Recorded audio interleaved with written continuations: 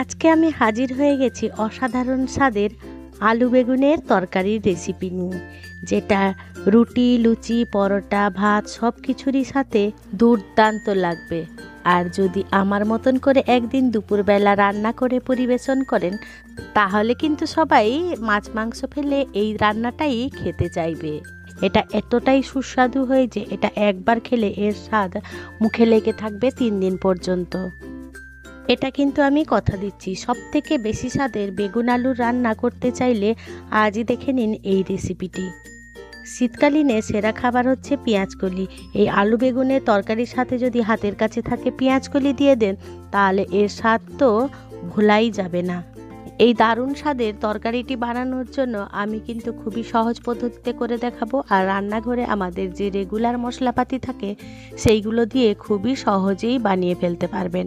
তাই বন্ধুরা, আপনাদের কাছে একান্ত অনুরোধ রইল ভিডিওটি স্কিপ না করে সম্পূর্ণ দেখার জন্য। নমস্কার বন্ধুরা, ইজি কুক চ্যানেলে আপনাদের সবাইকে স্বাগত জানাই। চলুন শুরু করছি। এই দারুণ স্বাদের আলু বেগুনের তরকারি বানানোর জন্য আমি এখানে আলু নিয়ে নিয়েছি আর বেগুন নিয়ে নিয়েছি, যেটা আমাদের প্রধান উপকরণ। দেখুন, বেগুনটাকে ঠিক আমাদের এইভাবে কেটে নিতে হবে। আমি এখানে 2টো বেগুন নিয়ে নিয়েছি আর নিয়ে নিয়েছি 3টে মাঝারি সাইজের আলু। আলুগুলোকেও ঠিক এইরকম লম্বা লম্বা একটু মোটা মোটা করে কেটে নিতে হবে। আপনারা যে পরিমাণে তরকারিটা বানাবেন সেই পরিমাণ অনুযায়ী আপনারা বাড়িয়ে বা কমিয়ে নিতে পারেন এই সবজির পরিমাপটা। ভিডিওটা যাতে বড় না হয় তাই আমি এগুলো অফ ক্যামেরায় কেটে নিয়েছিলাম, আপনাদের একেবারে কাটা সবজি দেখিয়ে দিলাম। এবার এটাকে সাইডে রেখে দিলাম। মূল রান্নার জন্য গ্যাসের কাছে চলে এলাম। গ্যাসে কড়াই বসিয়ে দিলাম। কড়াইটা বেশ গরম হয়ে গেলে তাতে পরিমাণ মতন সর্ষের তেল দিয়ে দেবো। 2 থেকে 3 টেবিল স্পুনের মতন সর্ষের তেল দিয়ে দিলাম। সর্ষের তেলটা গরম হওয়া পর্যন্ত অপেক্ষা করব। বেশ ভালো করে গরম হয়ে গেলে কেটে ধুয়ে রাখা আলুগুলো এবারে ছেড়ে দেবো। এই রান্নাটা অবশ্য সর্ষের তেলে করবেন, তাহলে এর স্বাদটা কিন্তু দুর্দান্ত হবে। এবারে আলুর স্বাদ মতো নুন দিয়ে দিলাম আর পরিমাণ মতন হলুদ গুঁড়ো দিয়ে দিলাম। দিয়ে সমানে নাড়াচাড়া করে নুন হলুদটা আলুর সাথে মিশিয়ে নিলাম। নিয়ে বেশ ভালো করে আলুটাকে ভাজা করে নেব। আমার এই রেসিপিটি যদি কোনো বন্ধু ফেসবুক থেকে দেখে থাকেন, তাহলে আমার পেজটিকে লাইক ও ফলো করে দেওয়ার জন্য অনুরোধ করছি। আলুগুলোকে নুন হলুদের সাথে কয়েকবার নাড়াচাড়া করে এবারে ঢাকা চাপা দিয়ে ভাজা করে নেব। তাতে আলুটাও সেদ্ধ হয়ে যাবে আর সুন্দরভাবে ভাজাও হয়ে যাবে। এর মাঝখানে 2-1বার ঢাকা খুলে আলুটাকে বেশ ভালো করে নাড়াচাড়া করে এইরকম সোনালি কালার চলে এলে আলুগুলোকে এবারে তেল ঝরিয়ে তুলে রেখে দেবো। এবারে বেঁচে যাওয়া তেলের মধ্যে এবারে কেটে রাখা বেগুনগুলো দিয়ে দেবো। এবারে বেগুনের স্বাদ মতো নুন দিয়ে দেবো আর হলুদ গুঁড়ো দিয়ে দেবো। দিয়ে বেশ ভালো করে নাড়াচাড়া করে বেগুনটাকে বেশ তেলের সাথে মিশিয়ে নেবো আর বেগুনটাকেও বেশ ভালো করে ভাজা করে নেব। আমার এই রেসিপিটি যদি কোনো বন্ধু ইউটিউব থেকে দেখে থাকেন, তাহলে আমার এই ক্ষুদ্র চ্যানেলটিকে সাবস্ক্রাইব করে আমার পাশে থাকার জন্য অনুরোধ করছি। আর পাশে থাকা বেল আইকনটি অবশ্যই প্রেস করে রাখবেন। যখন আমি নিত্য নতুন কোনো ভিডিও দেবো, সবার আগে আপনাদের কাছে নোটিফিকেশান পৌঁছে যাবে। দেখুন, বেগুনগুলো বেশ সুন্দর করে সোনালি কালার চলে এসেছে। এবারে বেগুনগুলোকেও তুলে রেখে দেবো। বেগুনগুলো তুলে সাইডে রেখে দিলাম। এবারে কড়াইতে আরও একটু তেল বেঁচে গেছে। ওই তেলের মধ্যে আমি ফোড়নে দিয়ে দেবো 1 চামচ জিরে, একটা তেজপাতা, একটা শুকনো লঙ্কা আর 3-4টে এলাচ ফাটিয়ে নিয়েছিলাম। ফোড়নগুলোকে ভাজা করে নেব। ফোড়নগুলো থেকে যখন একটা সুন্দর মিষ্টি গন্ধ বেরোবে, 7-8টা রসুন আর 4-5টা কাঁচা লঙ্কা আমি আগে থেকে থেতো করে নিয়েছিলাম, সেগুলো দিয়ে দিলাম। ঝালটা অবশ্য আপনাদের পরিমাণ অনুযায়ী আপনারা বাড়িয়ে বা কমিয়ে নেবেন। এবারে রসুনের থেকে কাঁচা গন্ধ একটু চলে গেলে তারপরে কেটে রেখেছিলাম 3টে ছোট সাইজের পেঁয়াজ দিয়ে দিলাম। পেঁয়াজগুলোকে দেখুন ঠিক এরকম লম্বা লম্বা করে কুচি করে নিয়েছিলাম। এবারে পেঁয়াজটাকে বেশ ভালো করে ভাজা করে নিতে হবে। খুব বেশি ভাজা করব না, একটু পেঁয়াজের কাঁচা গন্ধ যাওয়া পর্যন্ত ভাজা করে নেব। এই তরকারিতে খুব বেশি লাল লাল করে ভাজলে ভালো লাগবে না। ঠিক এই ধরনের পেঁয়াজটা ভাজা হয়ে গেলে এবারে দিয়ে দেবো 1 চামচ আদা বাটা। আপনারা আদাটা থেতো করেও দিতে পারেন, তাতে কোনো রকম অসুবিধা নেই। আমার কাছে বাটা ছিল তাই আমি বাটা দিয়ে দিলাম। আদাটাকে বেশ ভালো করে কষিয়ে নেব। যতক্ষণ না আদা থেকে কাঁচা গন্ধ যাচ্ছে ততক্ষণ কিন্তু কষিয়ে নেব। এবারে আদা থেকে কাঁচা গন্ধ চলে গেলে আগে থেকে কেটে রেখেছিলাম দুটো বড় সাইজের টমেটো কুচি দিয়ে দিলাম। এবারে দিয়ে দেবো সামান্য একটু নুন, যেহেতু আলু বেগুনে নুন দেয়া আছে তাই এখানে নুনটা মাথায় রেখে দিতে হবে। টমেটোগুলোকেও ঠিক মশলার সাথে ভালো করে কষিয়ে নেবো, অর্থাৎ টমেটো থেকে কাঁচা গন্ধ চলে গেলে এবারে দিয়ে দেবো পরিমাণ মতন হলুদ গুঁড়ো আর কিছু গুঁড়ো মশলা অ্যাড করব। 1 চামচ করে নিয়েছি লঙ্কা গুঁড়ো, ধনে গুঁড়ো আর জিরে গুঁড়ো। সামান্য একটু জল দিয়ে দিলাম যাতে মশলাটা পুড়ে না যায়, তাই জন্য আবারও একটু কষিয়ে নেব। যতক্ষণ না এই মশলাটার গা থেকে তেল ছেড়ে আসছে ততক্ষণ কিন্তু এই মশলাগুলো আমাদের কষিয়ে নিতে হবে। রেগুলার সাধারণ সবজি দিয়ে যদি আমরা একটু রান্নার টুইস্ট আনতে পারি তাহলে এই সাধারণ সবজির স্বাদ হয়ে ওঠে কিন্তু অসাধারণ।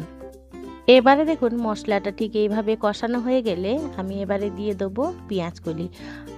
এই তরকারিতে পেঁয়াজকলি না দিলেও কোনো রকম অসুবিধা নেই, তবে যেহেতু শীতকালে এই রেসিপিটি বানাচ্ছি তাই পেঁয়াজকলি একেবারেই মিস করা গেল না। পেঁয়াজকলিটা দিলে কিন্তু এই তরকারির স্বাদটা দ্বিগুণ বেড়ে যায়। এবারে পেঁয়াজকলিটাকে বেশ ভালো করে একটু নাড়াচাড়া করে নেব আর একটু ঢাকা চাপা দিয়ে রান্না করে নেব। এবারে দেখুন পেঁয়াজকলিটাও বেশ সুন্দরভাবে মশলার সাথে কষানো হয়ে গেছে। মশলাটা বেশ ভালো করে কষানো হয়ে গেলে এবারে ভেজে রাখা আলুগুলো দিয়ে দেবো।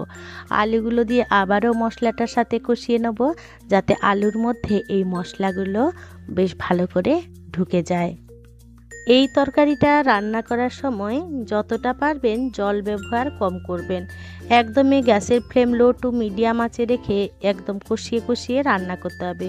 বেশ ভালো করে কষানো হয়ে গেলে আবারও ঢাকা চাপা দিয়ে আরও একটু রান্না করে নেব, তাতে আলুর মধ্যে মশলাগুলো বেশ সুন্দরভাবে ঢুকে যাবে আর আলুগুলো প্রায় সেদ্ধ হয়ে আসবে। এই পর্যায়ে কিন্তু আমরা একটু নুনও চেক করে নিয়েছিলাম, তাতে লবণের পরিমাণটা কম হয়েছিল তাই স্বাদ মতো নুন দিয়ে দিলাম। নুনটা দিয়ে আবারও বেশ ভালো করে নাড়াচাড়া করে মিশিয়ে নেব। যেহেতু আমরা বিভিন্ন ধাপে ধাপে নুন দিচ্ছি তাই টেস্টটা অবশ্যই আপনারা একবার চেক করে নুনটা দেবেন। সামান্য একটুখানি জল দিয়ে দিলাম যাতে কড়াইতে লেগে না যায়। এই তরকারিতে একেবারেই কম জলই ব্যবহার করবেন, তাহলে এই তরকারিটা খেতে ভীষণই ভালো লাগবে। একদম জল ঢেলে একেবারে সেদ্ধ করবেন না, তাহলে মোটেও খেতে ভালো লাগবে না। তরকারিটা কষাতে কষাতে আলু প্রায় সেদ্ধ হয়ে এসেছে। এবারে দিয়ে দেবো ভাজা বেগুন দিয়ে এবারে বেশ ভালো করে নাড়াচাড়া করে আবারও কষিয়ে নেব। তবে যেহেতু বেগুন দেয়া হয়েছে বেগুনটা যাতে গলে না যায় তাই আলতো হাতে সমানেই নাড়াচাড়া করে রান্নাটা করতে হবে। যতক্ষণ না বেগুনের মধ্যে সমস্ত মশলা ঢুকে যাচ্ছে অর্থাৎ মিশে যাচ্ছে ততক্ষণ কিন্তু আমাদের রান্নাটা করে নিতে হবে। এই পর্যায়ে আমি 1/2 চামচ মতন এখানে চিনি দিয়ে দিলাম, তাতে তরকারি ব্যালেন্সটা খুব ভালো আসে। আপনারা যদি চিনি পছন্দ না করেন তাহলে স্কিপ করতে পারেন, তাতে কোনো রকম অসুবিধা নেই।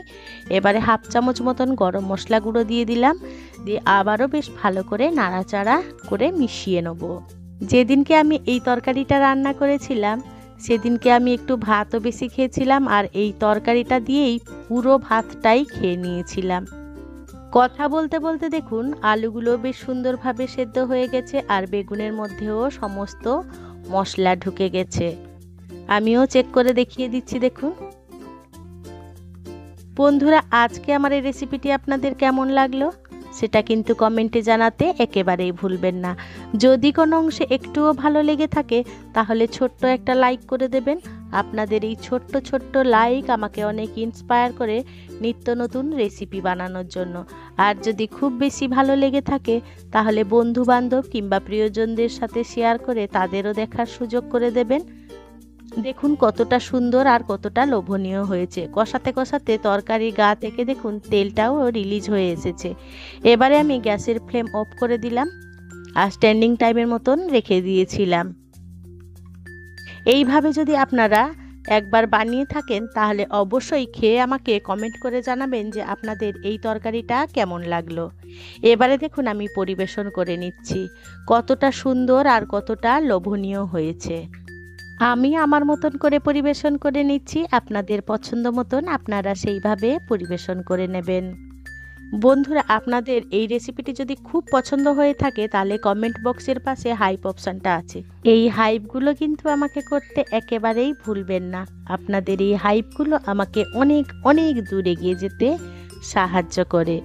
তাহলে বন্ধুরা আর দেরি করবেন না, এই শীতের সিজন থাকতে থাকতে নরম নরম বেগুন আর নতুন আলু আর পেঁয়াজকলি দিয়ে দারুণ স্বাদের এই তরকারিটা বানিয়ে ফেলুন আর সবার মন জয় করুন।